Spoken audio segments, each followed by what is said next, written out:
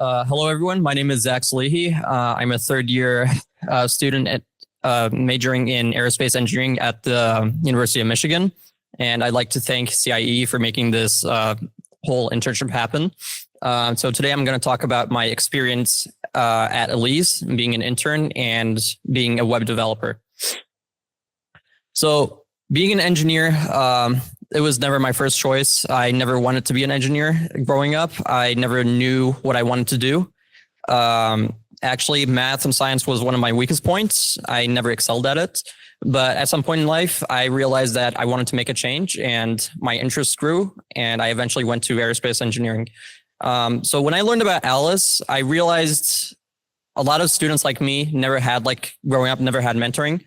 And alliz's mission is basically just mentoring students and being a point of resource and like making connections. And I thought it was very inspiring, and I wanted to contribute something.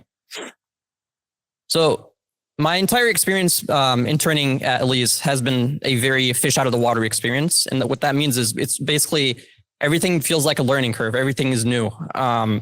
You're constantly learning everything.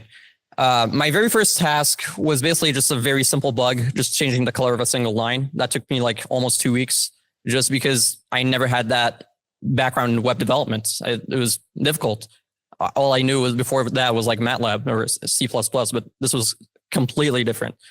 And then going to the second task, it was a little more ambitious. It was adding different platforms to basically increase alliz's digital presence.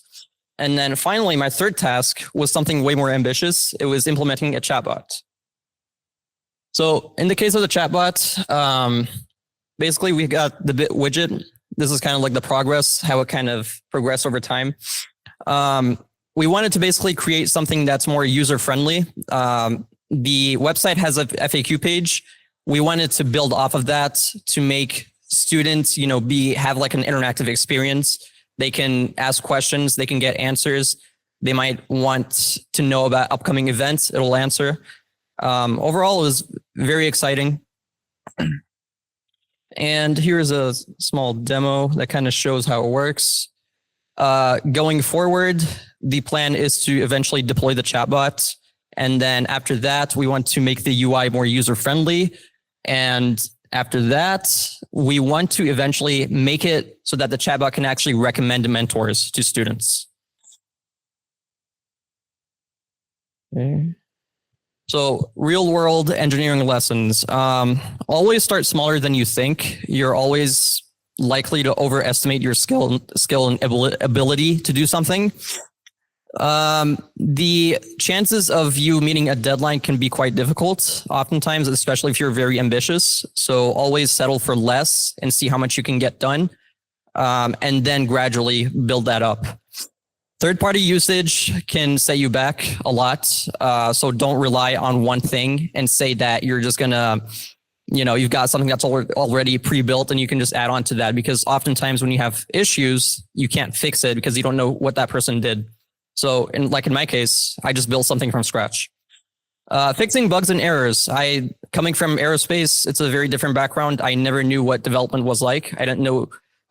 Fixing bugs and errors ended up taking like most of the time. Like that was almost like 90% of the code. And that was quite a bit of a learning curve. So when I first started, I had a vision. I wanted to basically create something that recommended mentors. But that never happened, just because, like in real life, you face obstacles and things don't work out the way you want it to. And my solution was to basically work around that.